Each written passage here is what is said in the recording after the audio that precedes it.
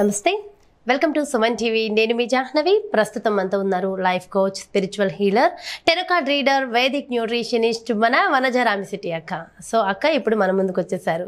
So న్యూట్రిషన్కి సంబంధించి చక్కటి remedies అక్క మనతో చెప్తారు. సో అవేంటో అడిగి తెలుసుకుందాం. నమస్తే వనజక్క. నమస్తే అమ్మ. అక్క, మరి న్యూట్రిషన్కి సంబంధించి మీరు ఇన్ని రోజులు చక్కగా స్పిరిచువల్గా వెళ్ళాము, 1-2 న్యూట్రిషన్కి చేసాం కానీ స్పిరిచువల్గానే ఎక్కువగా వెళ్ళాం కదా. సో ఇప్పుడు న్యూట్రిషన్కి సంబంధించి కూడా చాలా మందికి అవసరం. సో ముఖ్యంగా పెద్దవాళ్ళ గురించి మాట్లాడుకుందాం అక్క. సో మరి పెద్దవాళ్ళల్లో ఎక్కువగా కొన్ని రకాల సమస్యలు ఉంటాయి. సో దాంట్లో మెయిన్గా ఏంటంటే రెగ్యులర్గా యూరిన్ వెళ్ళడం, సో ఎక్కువ అంటే డయాబెటిక్ ఎక్కువైన వాళ్ళలో సో ఇలాంటి సమస్యలు ఉంటాయి కదా, వాటికి ఏమైనా సొల్యూషన్స్ ఉంటాయా? పాపం చాలా మంది అడుగుతున్నారు.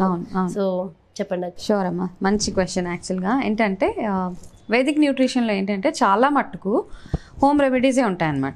అంటే ఇంట్లో దొరికే వాటితోటి మనం ఎలాగ రెమెడీస్ చేసుకోవచ్చు, చిన్న చిన్నగా వచ్చే ప్రాబ్లమ్స్ని ఎట్లా అవాయిడ్ చేయొచ్చు అన్నది వేదిక్ న్యూట్రిషన్.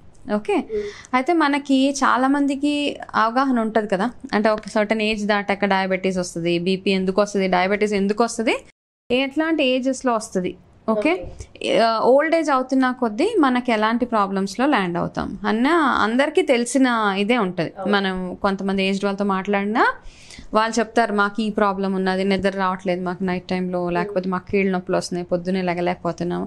ఇవన్నిటితో పాటు వాళ్ళకు ఉండే ఒక మెయిన్ ఇష్యూ ఏంటంటే 40 దాటగానే, యాక్చువల్గా 40+లో అంటే లీకీ బ్లాడర్ అంటారు. అంటే యూరిన్ ఇన్కన్సిస్టెన్సీ అనమాట.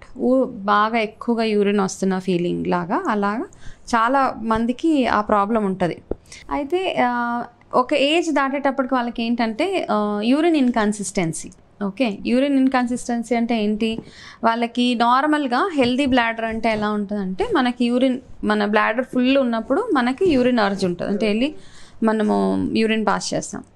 అదే కొంతమంది లీకీ బ్లాడర్ ఉన్న వాళ్ళకి ఏంటంటే ప్రతి 10-15 మినిట్స్కి వాళ్ళకి యూరిన్ వస్తున్న ఫీలింగ్ అనమాట. వాళ్ళకి ఆ డిస్కంఫర్ట్ ఉంటుంది. ఆ డిస్కంఫర్ట్ వల్ల చాలామంది ఏంటంటే బయటికి వెళ్ళడానికి అవాయిడ్ చేసేస్తారు. ఎక్కడికైనా బయటికి వెళ్ళాలన్నా పాపం వాళ్ళకి సైకలాజికల్ ఫీలింగ్ ఉంటుంది కదా, ఆ ఫీలింగ్ తోటి వాళ్ళన్నీ అవాయిడ్ చేసేసి కూర్చుంటారు.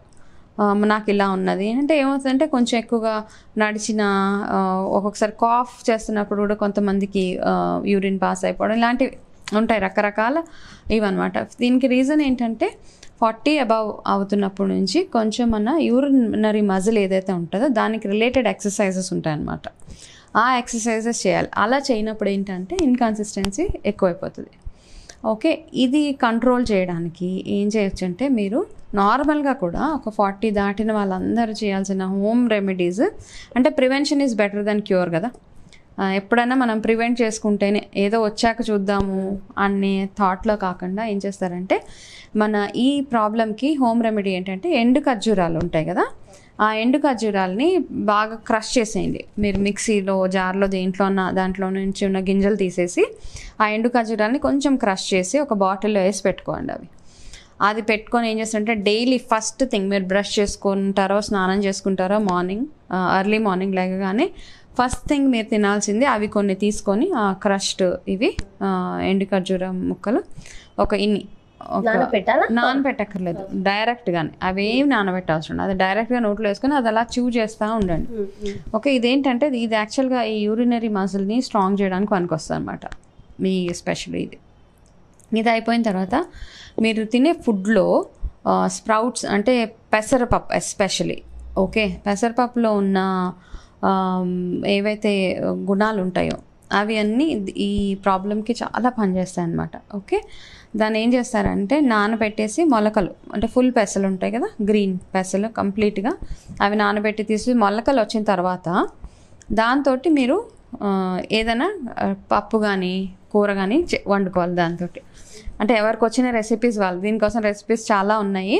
కాకపోతే మీరు ఏ పద్ధతిలో వండుకుంటారో, కాకపోతే ఈ మొలకలు ఎత్తిన పెసలతో రిలేటెడ్ కూరలు కంపల్సరీ వారంలో 2 times అలాగా మీరు తినాలి.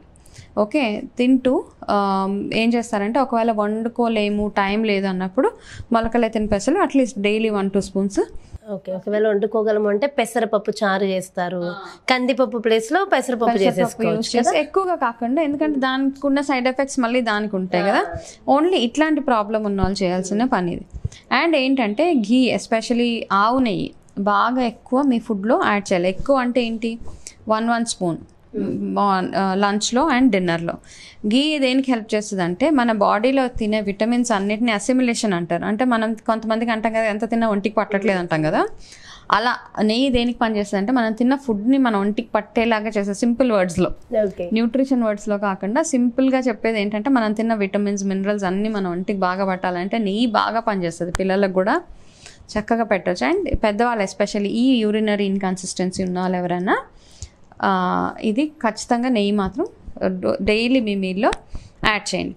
ఇవి చేస్తూ మీరు చేయాల్సింది ఏంటంటే యూరినరీ మజిల్కి సంబంధించిన ఎక్సర్సైజెస్ ఉంటాయి అన్నమాట. అంటే యూరిన్ మజిల్ని ఇట్లా స్క్వీజ్ చేసి రిలీజ్ చేయడం. ఓకే, మీకు యూట్యూబ్లో ఎక్కడన్నా చక్కగా దొరికేస్తుంది మీకు.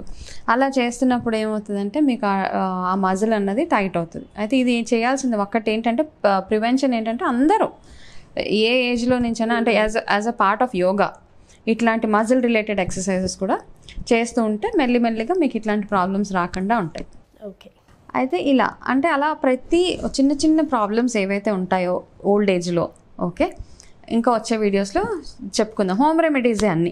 దానికోసం చాలామంది కంగారు పడిపోయి హాస్పిటల్స్కి వెళ్ళిపోతారు. చిన్నవి అంటే స్టార్టింగ్లోనే దాన్ని అవాయిడ్ చేయొచ్చు, రాకుండా కూడా మనం కంట్రోల్ చేసుకోవచ్చు. సూపర్ అక్క, నిజంగా చాలా చాలా మంచి రెమెడీస్ అందిస్తున్నారు. థ్యాంక్ యూ సో మచ్ అక్క. నమస్తే. నమస్తే అమ్మా. సో చూస్తున్నారు కదండి, నిజంగా ఎంత చక్కటి రెమెడీస్. అంటే మనకి హెల్త్ అనేది చాలా ఇంపార్టెంట్. రెగ్యులర్గా మన దైనందిన జీవితంలో మనం ఎప్పుడు కూడా ఆరోగ్యంగా ఆనందంగా ఉండాలి. ఆరోగ్యంగా ఉంటే ఆటోమేటిక్గా ఆనందంగా ఉంటాం కదా. మరి అలాంటి ఆనందకరమైన జీవితం కోసం మన జీవితంలో ఉండే చిన్న చిన్న ప్రాబ్లమ్స్ స్టార్టింగ్లోనే కనుక సాల్వ్ చేసుకున్నట్లయితే మనం చక్కగా హెల్దీ లైఫ్ లీడ్ చేస్తాం. సో అలాంటి వాటి కోసం అన్ని రకాల రెమెడీస్, అటు స్పిరిచువల్గా కానీ, ఇటు న్యూట్రిషన్ పరంగా కానీ, అటు హెల్దీగా వెల్త్, అన్ని రకాల రెమెడీస్ మన వనజక్క ఎంతో చక్కగా అందిస్తున్నారు కదా. సో ఇవన్నీ కూడా మీ అందరికీ ఉపయోగపడతాయని చెప్పి, ఉపయోగపడాలని చెప్పి మనస్ఫూర్తిగా కోరుకుంటూ మరి బ్యూటిఫుల్ వీడియోతో మళ్ళీ మీ ముందుకు వచ్చేస్తాం. అంతవరకు సెలవు, నమస్తే.